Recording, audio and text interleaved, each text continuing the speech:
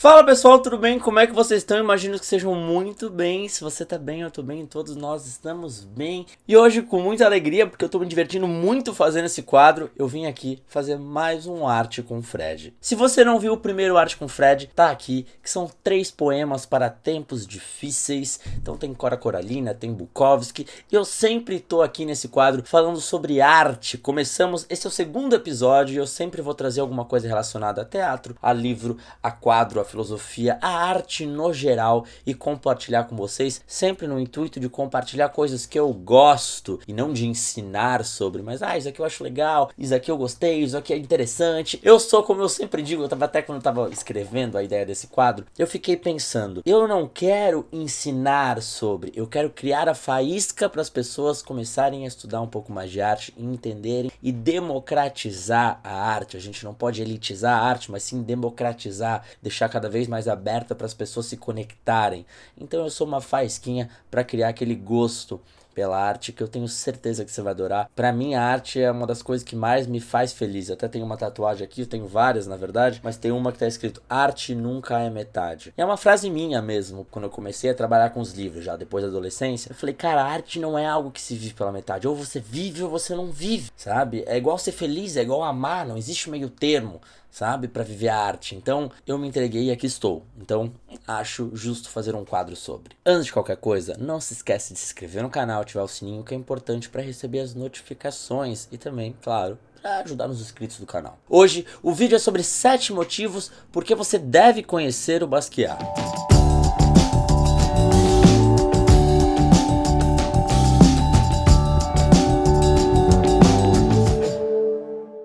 E eu escolhi esse tema porque eu tenho uma tatuagem do Basquiat chamado Pet Dispenser e as pessoas acham que essa tatuagem aqui é um desenho de criança, mas tudo bem, cada um acha o que tem que achar. E essa arte foi importante porque eu fui fazer uma ação em Nova York há 2 anos atrás e eu fui com o Cobra, o artista Cobra, e a gente foi na escola do Basquiat, comecei a me apaixonar pela arte dele e eu falei, isso merece uma tatuagem. Na verdade eu quero fechar esse braço todo aqui. Aqui também tem a arte nunca é metade, que eu falei pra vocês. Aqui tem do outro filme, e aí um dia eu vou mostrando pra vocês. E eu quero fazer várias tatuagens nesse braço, todas sobre arte. Eu quero sempre alguma ligação artística, então é uma coisa que eu tô a fim de fazer. Primeiro motivo pra você conhecer o Basquiat é a história de vida dele. O Basquiat já se descobriu como artista logo jovem. Então, perto dos 20 anos, no comecinho da vida, pós-adolescente, apesar de eu achar que com 20 anos você ainda é um pouco adolescente, porque eu era meio mamão ainda com 20 anos, se bem que eu tô com 29 ainda sou um pouco mamão, mas tudo bem.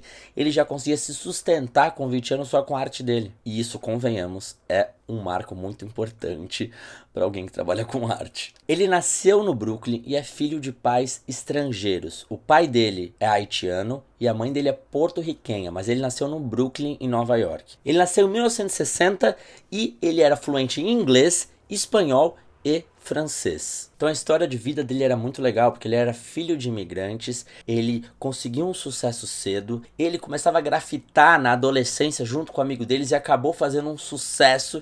Ele sempre marcava S-A-M-O, Samo, que é sempre a mesma merda. Mas ele foi um jovem que trouxe essa coisa do neo-expressionismo. Ele que começou a trazer essa energia do grafite de rua, junto com ele ser negro, junto com os pais serem estrangeiros. Então na década de 80 ele produziu muita arte legal e ganhou muito dinheiro com isso, ficou super popular e também virou um ícone cultural. E aí, em 1988, ele acabou morrendo de overdose. Essa parte você não precisa se inspirar não, mas a história dele de vida é bem rica e vale a pena ver o filme sobre ele, que eu acho que tem no YouTube, se eu não me engano. Item número 2, o sucesso enorme que ele tinha como artista. Enquanto um monte de artista só ficava famoso após a morte, o Basquiat ficou famoso jovem e muito cedo. Ele tinha uma mescla muito boa de profundidade com a arte, porém também torná-la popular, vendável e acessível para as pessoas. Se você for olhar as artes dele, você consegue entender como ela é profunda, visceral, mas ao mesmo tempo ela tem uma certa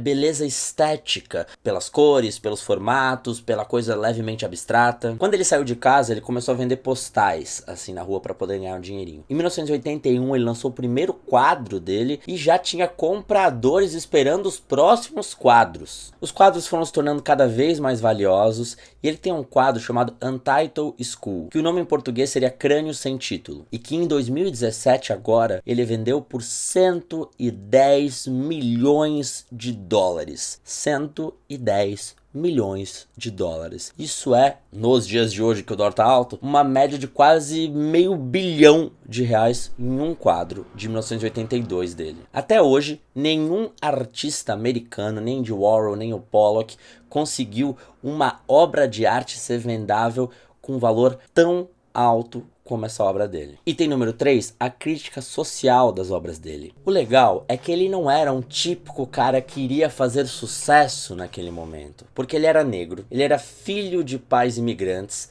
porto-riquenho e haitiano, e vivia à margem da cidade, sempre no Brooklyn, ou grafitando alguma coisa. Então, vamos pensar, 20 e poucos anos, Nova York, negro, grafiteiro, filho de pais estrangeiros. Ele não era o molde do sucesso naquele momento, naquela época. E convenhamos que até hoje, na arte, não é um molde do sucesso o cara ser negro, o cara ser imigrante e assim por diante. O que é muito triste, porém ainda acontece nos dias de hoje. Ele cresceu na época que movimentos civis negros eram muito importantes. Ele era um cara questionador e era um cara muito, muito inteligente. Muitas das obras dele sempre tinha esse tom meio provocador, então mostrava cena de violência, desigualdade, policial, além das críticas que ele também fazia à escravidão, colonialismo, materialismo e assim por diante. Sempre tinha alguma crítica referente à sociedade nas obras, de uma maneira que você ia percebendo os detalhes, porque a obra dele tem muitos detalhezinhos. Então, quando você vai percebendo cada um, entendendo também o contexto histórico, porque toda arte necessita de contexto histórico para entender o quanto aquilo foi revolucionário. Item número 4,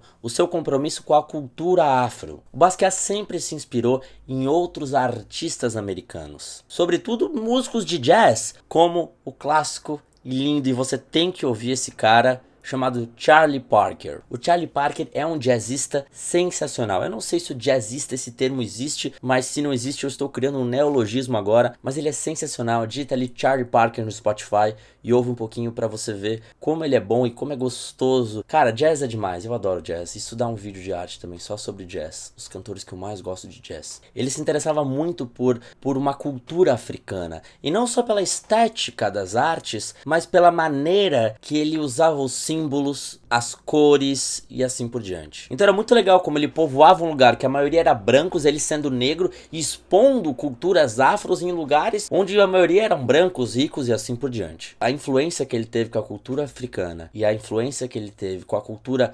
afro-americana foi muito legal. Ele foi um precursor nesse sentido de ser negro e conseguir ter obras vendidas por milhões. Até hoje é difícil você achar um negro no mundo artístico que conseguiu vender tantas obras de artes com esse valor. Na verdade, agora pensando, são poucos que vêm na minha cabeça. Item número 5, a qualidade tanto popular como plural das obras dele. Além de ele ser queridinho de vários artistas famosos, ele tinha uma ligação muito grande com Andy Warhol, que é um senhor artista da pop art, e também namorou a Madonna. Então, ele tinha uma ligação, ele era um cara bonito, era um cara descolado, um cara autêntico, acho que essa palavra resume bem. Então ele transitava muito bem entre pintura, grafite, arte, poesia e assim por diante. Então ele navegava muito bem entre essa coisa da popularidade, de ser pop, mas ao mesmo tempo autêntico, profundo, multicultural. E para você conseguir invadir um pouco desse mundo e mudar a cabeça das pessoas, você tem que entrar um pouco no popular. Então é uma mescla muito boa entre o underground e o popular. Essa ponte que ele fazia entre o elitismo das galerias e a cultura de rua, das margens, do grafite, isso era muito legal. Essa era a coisa mais especial que ele tinha. Então se tornava uma arte ao mesmo tempo acessível, mas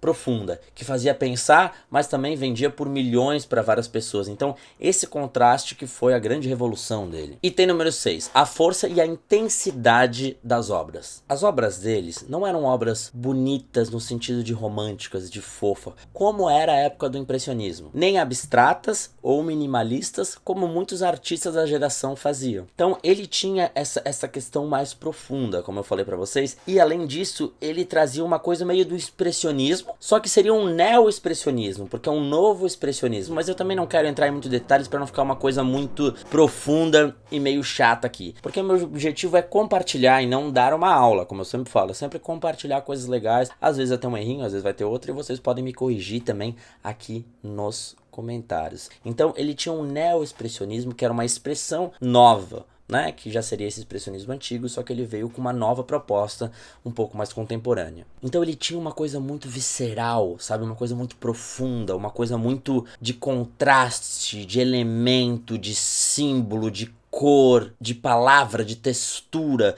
era tudo muito profundo, tudo muito crítico, tudo muito... Eu ia falar triste, mas eu acho que profundo é a palavra certa. Então, ao mesmo tempo que ele usava muitos elementos primitivos, ele também usava muitos elementos alegres, mas também muitos elementos de cores, mas também muitos elementos sombrios. Então, tudo isso ia criando essa sensação de uma arte pesada, porém esteticamente bonita, linda e profunda ao mesmo tempo. É muito difícil você olhar uma obra do Basquiat e não sentir alguma emoção, seja ela qual for, mas você olha, te dá um impacto, você fica um pouco pensativo olhando cada detalhe. E o sétimo e último item é a paixão pela arte que ele tinha, que nesse quesito eu compartilho um pouco com ele. Ele nunca quis ser outra coisa além de artista. Desde criança, desde os 5, 6 anos, ele sempre ia em museus, gostava de ficar olhando, observando as coisas, sentindo. Ele sempre foi um cara muito sensível, muito artista, muito conectado com a arte. E ele vivia muito essa conexão com a arte. Ele adorava Picasso, ele adorava artes tribais, arte popular de quadrinho, arte de grafite e assim por diante. E tudo isso influenciou no trabalho dele, que é rico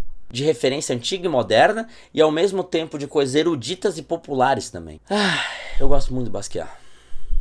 Gente, eu espero que vocês tenham gostado, eu espero que esse vídeo não tenha ficado tão longo também, mas espero que tenha passado a emoção que eu gostaria. Esse é o Arte com Fred, que eu sempre vou falar alguma coisa de arte, seja de poesia, seja de quadro, seja de música, e vamos sempre estar conversando sobre isso. Espero que vocês tenham gostado de verdade, porque eu fiz com muito amor e eu preciso dar uma pesquisada antes, conversar, separar as artes para mostrar para vocês. Então é um quadro que dá um pouquinho mais de trabalho, mas eu faço com muito prazer, porque eu acabo estudando um pouco também, compartilhando o que eu sinto, então é muito prazeroso pra mim. Então é isso, pessoal, não se esqueça de se inscrever no canal, ativar o sininho. Não se esqueça também, já que você gosta de arte e tá vendo o vídeo, não se esqueça dos meus livros. Eu tenho 7 livros aqui, alguns são romances, outros são autoajuda, outros são de crônicas. Vai olhando ali e vê o que você acha. E claro, não se esqueça de seguir no Instagram e também no grupo do Telegram que tá na descrição, tá bom? Um grande beijo, a gente se vê logo, se fala logo, tudo de bom e até!